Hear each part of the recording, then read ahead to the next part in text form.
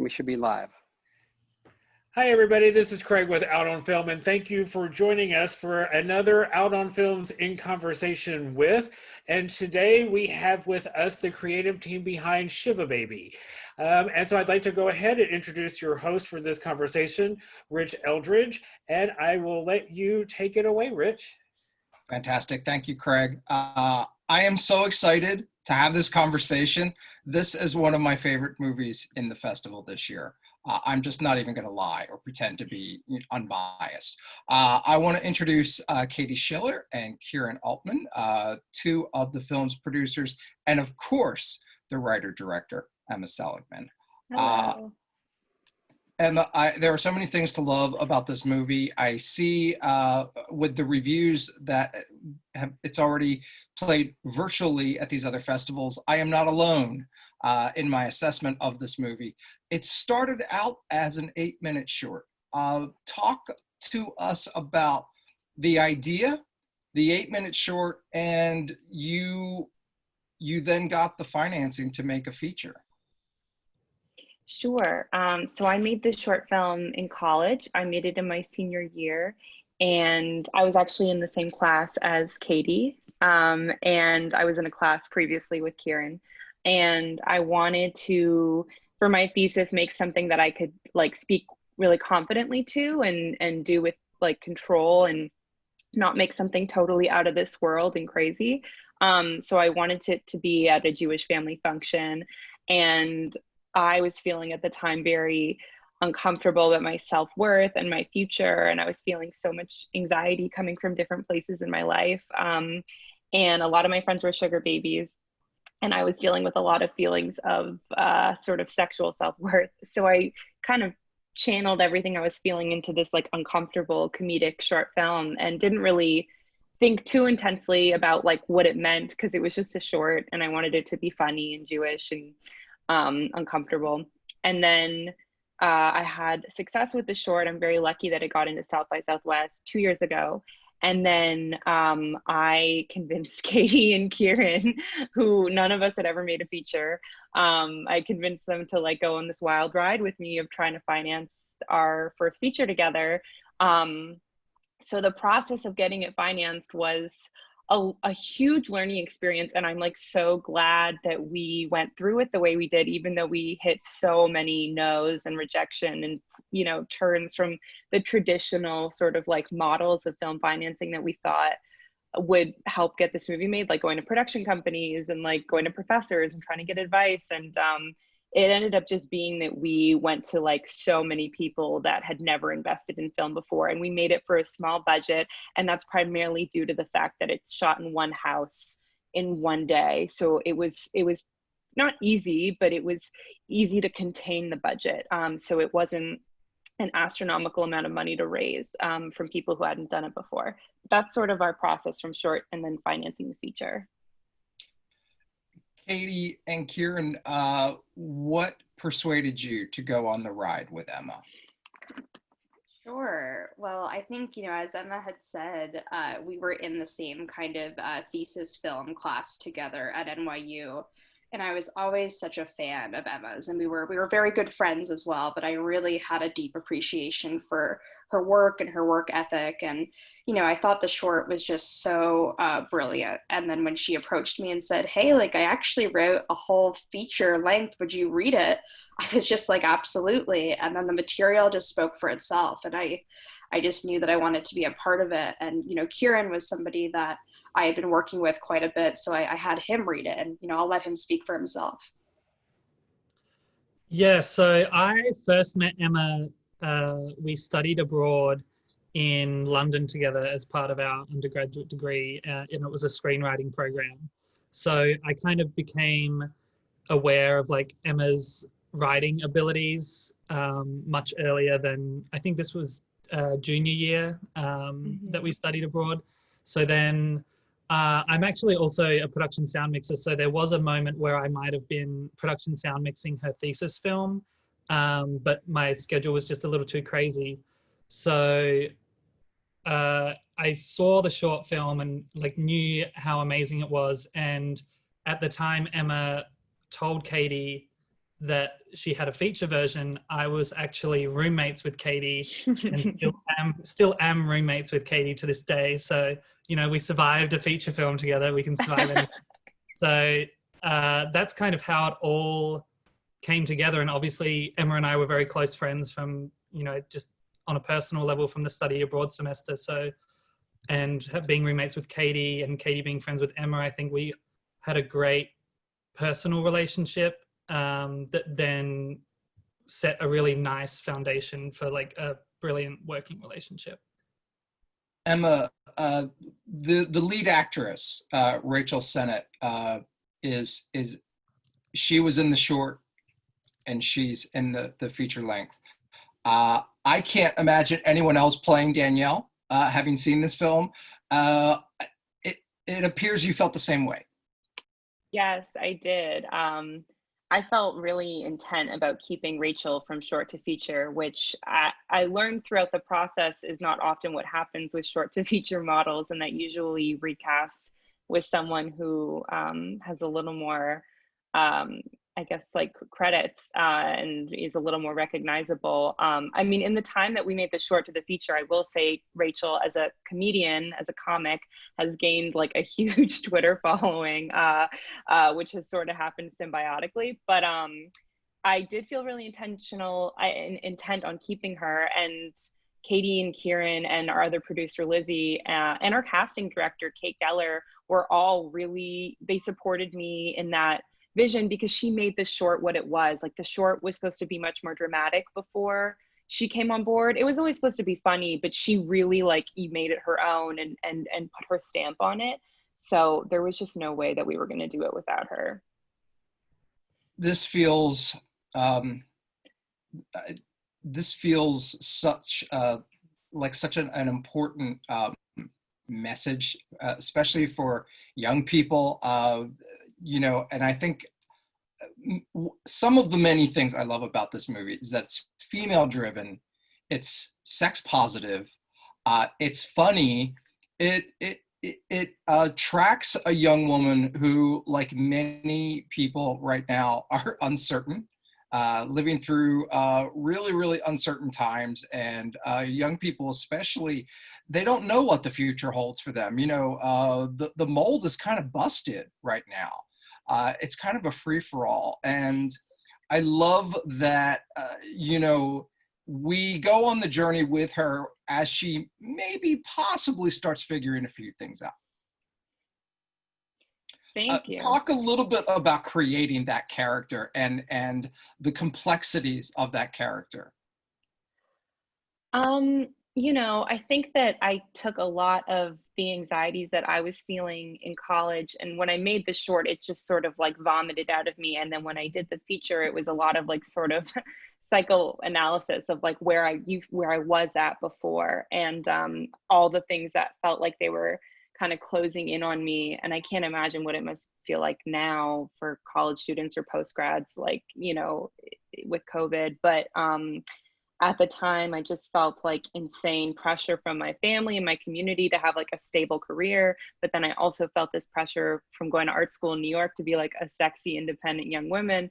And I also felt like my sort of my ability to have power from like sexual validation was like totally going away. And I just was like having a panic attack. So I just sort of like made the worst version of that, all those feelings, you know, make this character's day horrible. Like, if she was just an even more insecure, even more, you know, like self-loathing, and even more, you know, just self-hating character with like the most neurotic, sort of crazy parents. You know, my parents are neurotic, but they're not that bad. I just sort of took everything to its extremes as far as I could without making it hokey, or at least I tried not to. I sort of made her like a horrible, horrible version of my worst qualities. So Kieran and Katie, talk a little bit about your roles during the shoot. Were you on set? And I'm thinking you get to wear a lot of hats during an independent feature. Absolutely, absolutely. I think not only were we on set, we essentially lived on set. House we were the house we were filming in. That was also the room we used for wardrobe and hair and makeup, and the production office. You know, where the one printer in the house was. Also had a pull-out bed that Katie and I slept on together every night of filming. Um, it was a way to minimize having to kind of secure the gear every night, in terms of, you know, making sure there were higher security measures if no one was going to be attending with it. But it was also a way for Katie and I to maximize the greatest amount of sleep possible. So that was one of the most interesting parts. And then with that comes, you know, we shot in August, which in New York is very, very hot. But also you kind of get those thunderstorms when the humidity builds up. So being at the house 24/7 also comes with it. Things that typically on a production you might not necessarily need to worry about, like at 3 a.m. when there's a storm and there's thunder and lightning and a huge downpour and the backyard starts to flood and it starts to go into the basement of the home and things like that. So it's, I think it was very many hats. Also with my background in sound mixing, when we had very, very big days, kind of like the final scene, I won't give away what occurs in the final scene, but the final scene and kind of the climax of the film where there are a large number of speaking roles at a time, I was kind of also being like a sound assistant, sound utility. I was doing some of the actor pickups in the morning.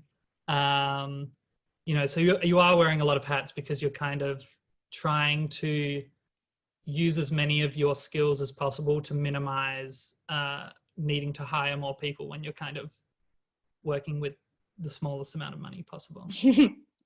Yeah, it was definitely like a full body experience. And to Kieran's point, we really wanted as much money to be on screen. So therefore, we really took it upon ourselves to do everything that our skill sets allowed for.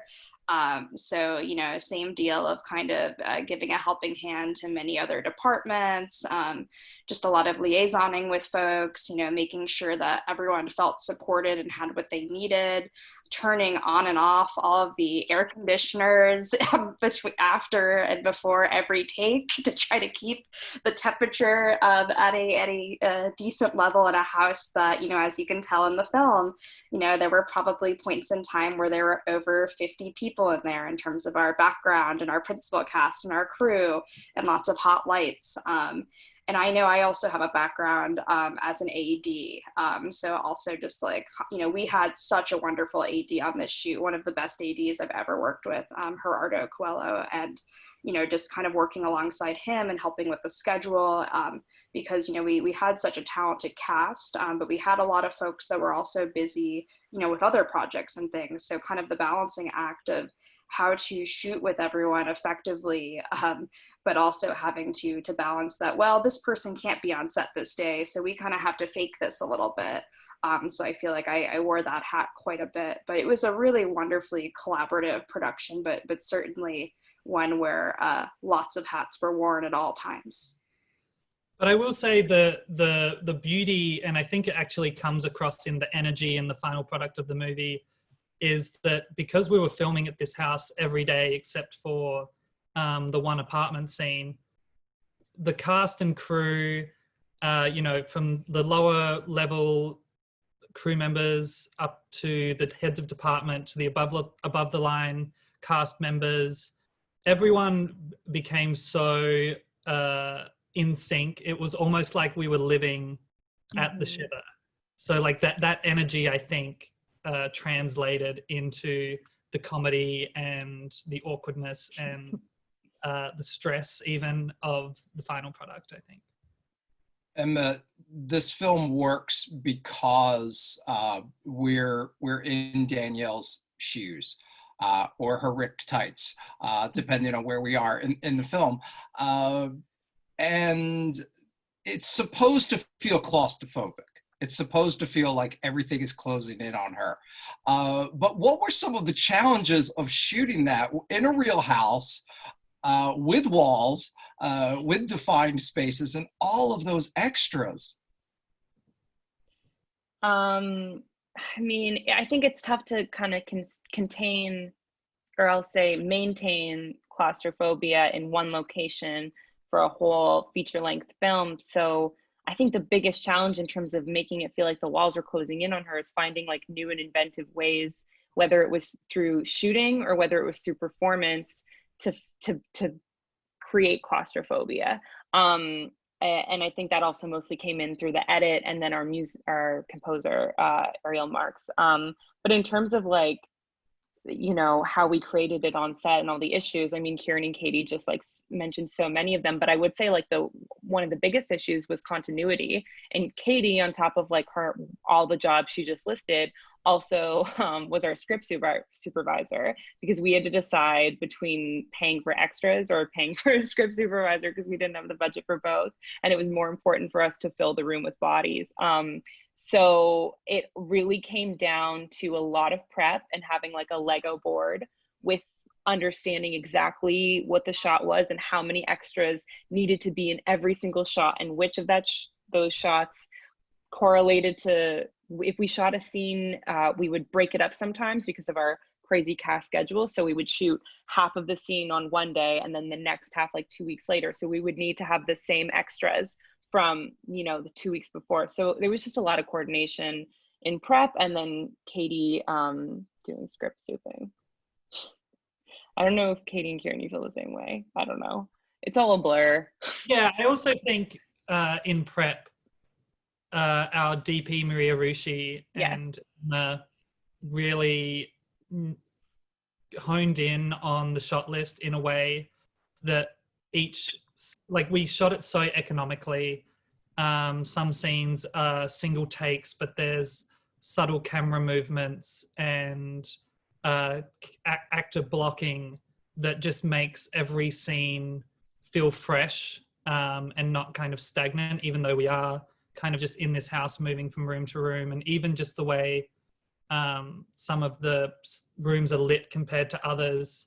Are the curtains drawn? Are they open? What does that do to the color of the room? And, you know, luckily we got blessed with the location that had gorgeous stained glass windows in kind of an entryway, which added a lot of texture and beauty to certain elements of the house. Yeah. We have to talk about this marvelous cast. This is really an ensemble picture, and talk a little bit about how, you know, obviously everyone's wonderful. Polly Draper, you know, no funny business. But there's so many great people in this film. Talk a little bit about how you were able to secure these folks. Well, we worked with an incredible casting director named Kate Geller, who really fought for us and, you know, was the liaison between us and all of these big actors, you know, reps. And she, you know, wanted to focus on New York actors because it was within our budget because we couldn't put anyone up. But with that, she wanted to really draw from like the New York Jewish theater community. And I had certain ideas of who I wanted in each role, and I was definitely a big fan of Polly Draper from Obvious Child, and my mom was a huge fan of her from 30 something. So there were, you know, we just offered to people that we thought would be amazing. I mean, we offered Jackie Hoffman, and I was so shocked that we just got a yes, and I was like, okay. So it was a combination of people that I dreamed of, and then also Kate's recommendations. And everyone that we got, I think, ended up having quite a personal connection to the material, and even if they weren't Jewish, you know, had a connection to the Jewish world. Like Polly's not, but her husband is, and like Molly is, and Diana is, and Danny is, and Jackie certainly is, and a few other of our cast members. So You know, I think that was ultimately what helped us get the cast, and then also just having the short film and the success of the short film, I think really showed them a proof of concept that they could visualize and trust me a little bit more, because they could see a version of what this film would look like and feel like.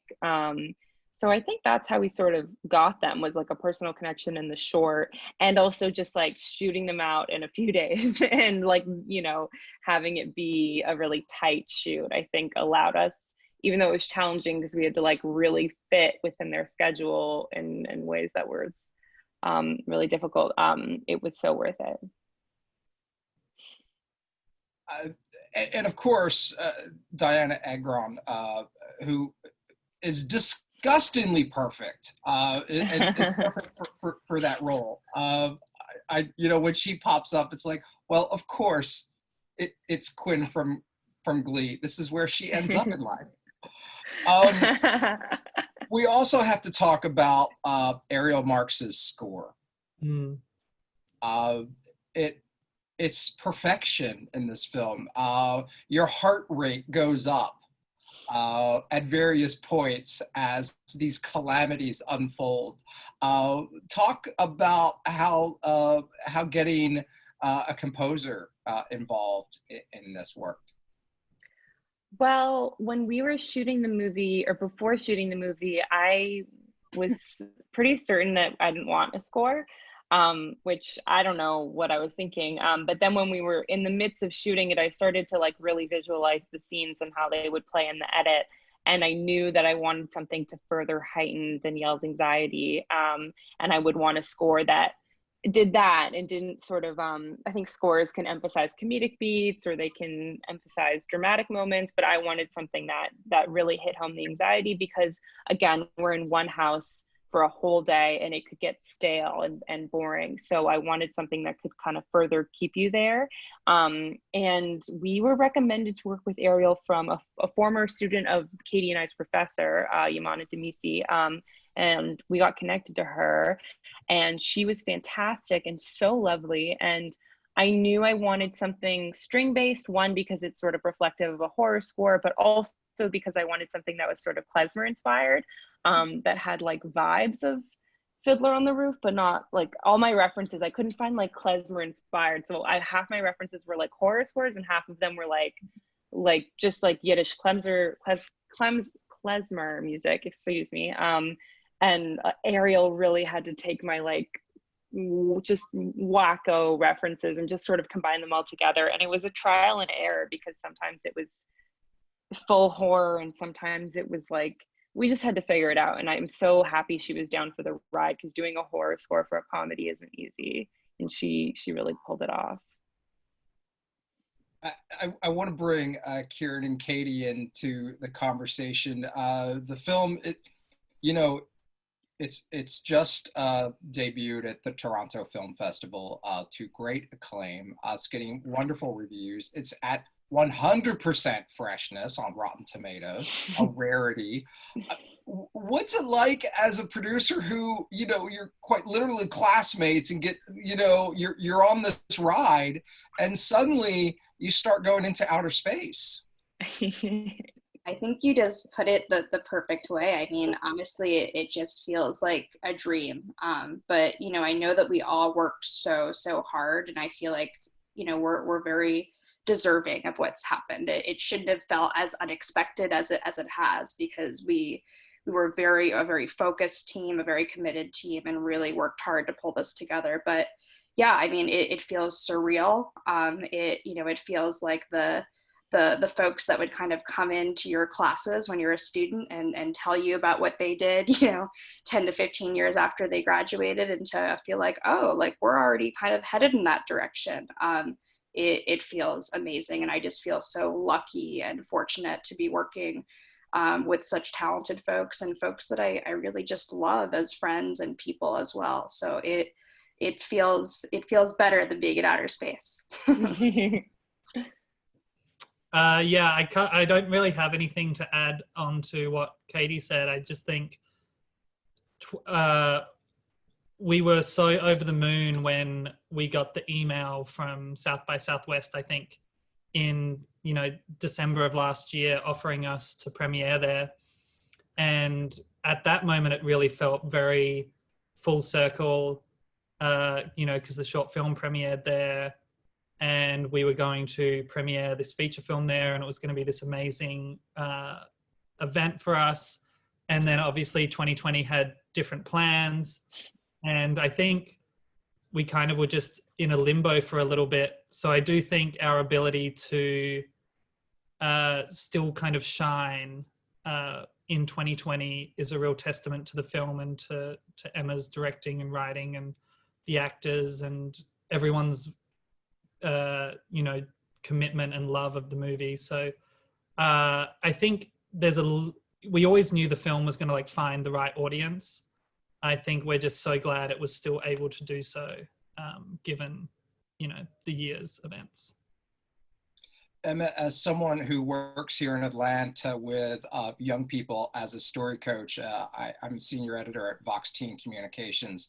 I can't wait for them to see this film, because we have a lot of queer young women who are interested in film, and they, it's important for them to see what's possible behind the camera, and it's also possible to see themselves represented on camera, and that their words can be put out there into the universe and end up at the Toronto Film Festival. What do you say to other young filmmakers, especially young queer filmmakers, who are in that indie route? Maybe they have a screenplay on their laptop and they're a little scared to show it around. What would you say to those folks? Well, there's a lot, so I'll have to just pick a few things, but I would say, especially for young queer filmmakers, to write as honestly as possible. I think it felt really important for me that this was a bisexual story, and it felt really hard to do that sometimes because it all takes place in a day. So I was like, how do I show the full spectrum of her sexuality when it's like, how much can we get away with in one day at a family event? And it just felt really important for me to do that. And there was no way we were going to do this movie without that. So I would say just write as honestly from your perspective as possible, because I do think the more specific the story and the more specific the perspective is, the more universal the themes become and the story becomes. And I wasn't sure if it was going to be received at this kind of level, on a mass level. I think Katie and Kieran and I always talked about wanting to reach queer audience, always wanting to reach a Jewish audience. And we thought that it would find those niche audiences, not really niche. But I've been so shocked that it's reached people that aren't queer and aren't Jewish, who are just young women or who are young and anxious. So I think that I would just say that to young queer filmmakers that, they're, even if they think their perspective is very specific to whether it's just their sexual background or their gender or their ethnicity or their religion, the more specific, the better. And that there's so much universality in the themes of everyone's stories. And then I would just say, find incredible collaborative young partners who are also very excited about making the film, because I think Katie and Kieran and I really jazzed each other up, and Rachel as well, because she really was excited to see the short go to feature, and having people who are really excited to make their first feature, whether they want to produce it or direct it or write it or star in it, that excitement builds so much. And then you're able to really capitalize off of all that momentum, put in that, I don't know if we would have had that it would have been a different movie, I think, if we got a production company to